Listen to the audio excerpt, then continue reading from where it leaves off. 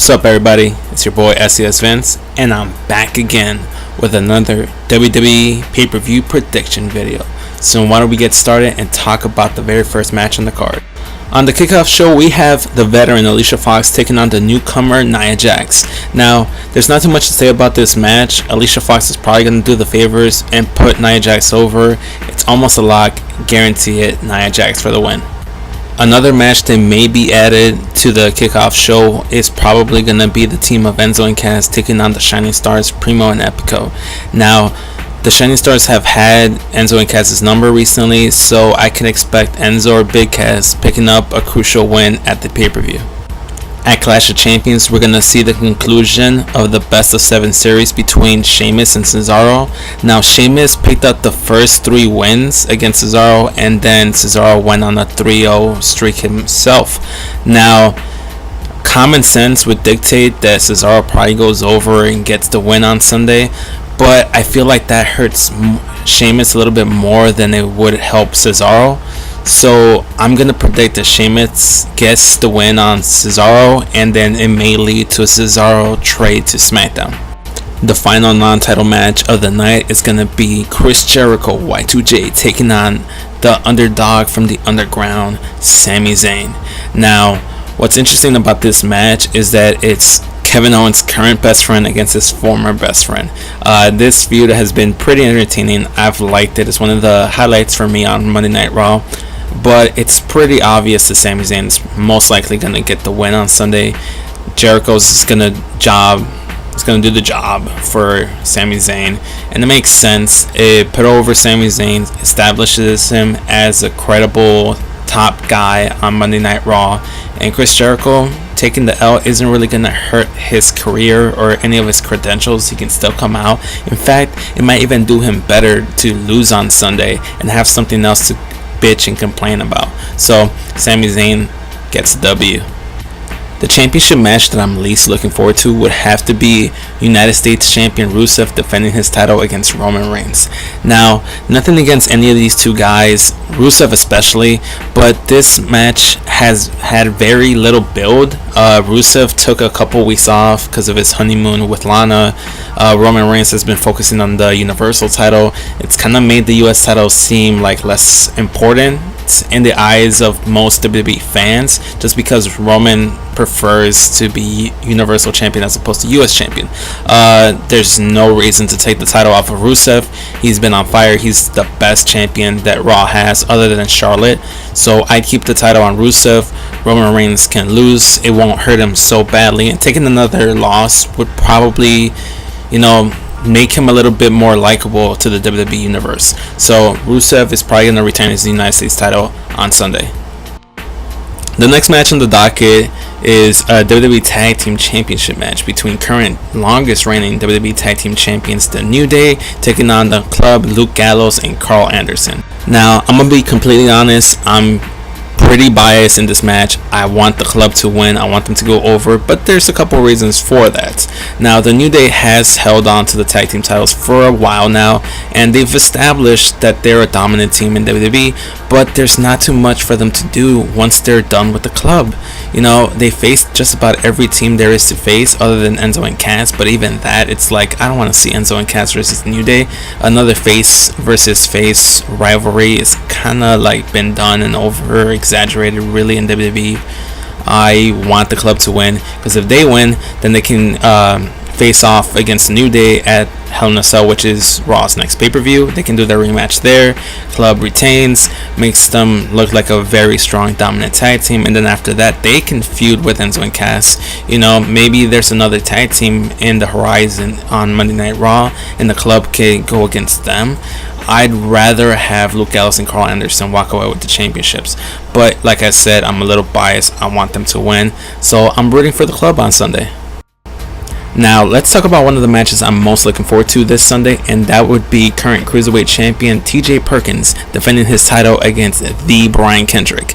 Now, the Cruiserweights made their debut on Monday, and there was a Fatal 4-Way number 1 contenders match to determine who would face TJ Perkins at Clash of Champions. Obviously, the winner is the Brian Kendrick, but he had to face off against Grand Metalik, Rich Swann, and Cedric Alexander. Now, I liked how the match was booked. It was great. They had a good 20 to 25 minutes to do their thing, and the match was strongly booked. I think Brian Kendrick was a good first #1 contender. He was a good choice to pin against TJ Perkins. They're really trying to emphasize him as a very strong babyface. They want him to be liked by the WWE Universe, and what better way to do so than to put him against a veteran in Brian Kendrick. Now, Brian Kendrick has this sob story going around, like how this is his last chance in WWE or whatever. But what's contradicting about that is that he's been wrestling as a heel in the Cruiserweight Classic, and even on Monday Night Raw, he wrestled pretty heelish. Kind of dirty. I mean, it hasn't been specified that he's a heel, but on Sunday we could see him go full blown heel. Now that would be amazing. That'd be great. He could do some dirty tactics, to get the crowd to hate him and root for TJ Perkins a little bit more. Now, obviously, TJ Perkins in his first title defense is gonna go over. This could continue into a little rivalry with Brian Kendrick over the next month or so. That's the great thing about the Cruiserweights. You just never know. I think that Brian Kendrick, like I said, is the best choice out of the bunch, because if you put him against Grand Metalik, like, the fans don't really know who they want to cheer for, because they like Metalik, they like Perkins. The same thing with Alexander and Rich Swann. Those 4 guys are very likable, and the only guy out of that list is Brian Kendrick that can get some heel heat. And WWE really wants to establish TJ Perkins as one of the faces of the Cruiserweights, and what better way to do so than to get a clean win against Brian Kendrick on Sunday. So TJP going dab away to a victory.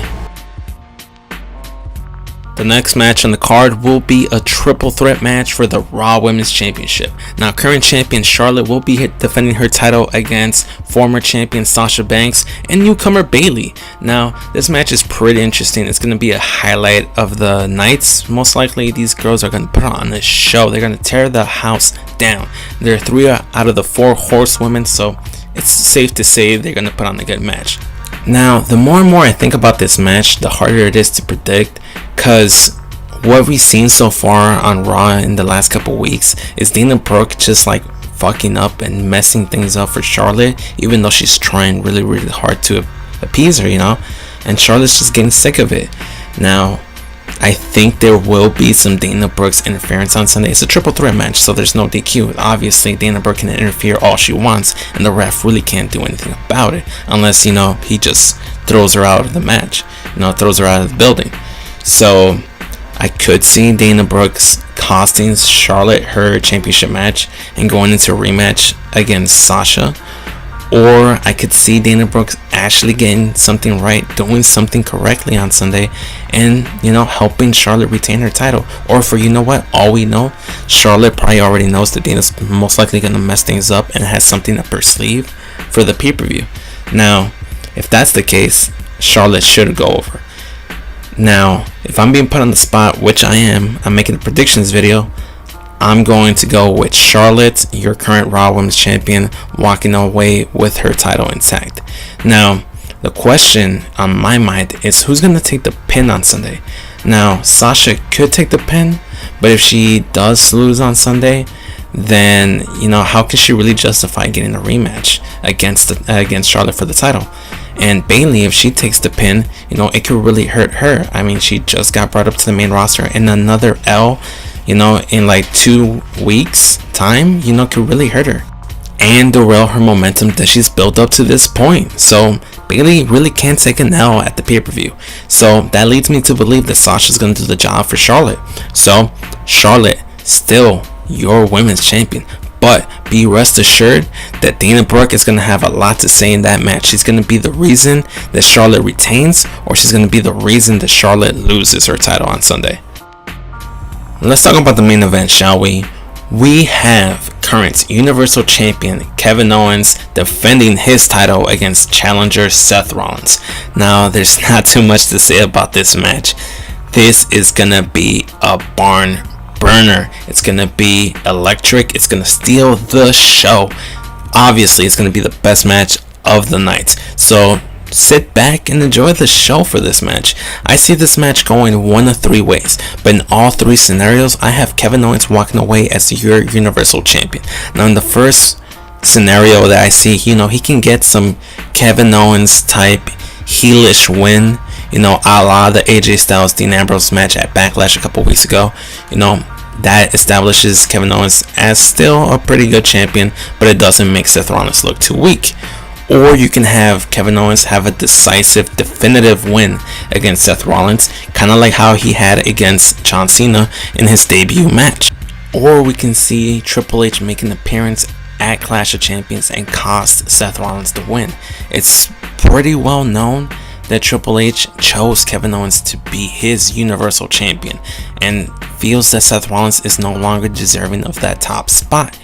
What better way to set up a Seth Rollins Triple H feud that could be carried over to the next pay-per-view, which will be Hell in a Cell? What better match to have this match take place? Hell in a Cell, Seth Rollins, Triple H. This is the match that Triple H made famous along with Undertaker. So I predict Kevin Owens walking away from Clash of Champions as your reigning, defending, undisputed Universal Champion. Now, that's it. I'm SESvince, man. This has been another pay-per-view prediction video. Don't forget to like, comment, subscribe down below, share, follow me, do all that good stuff. I'm out, guys.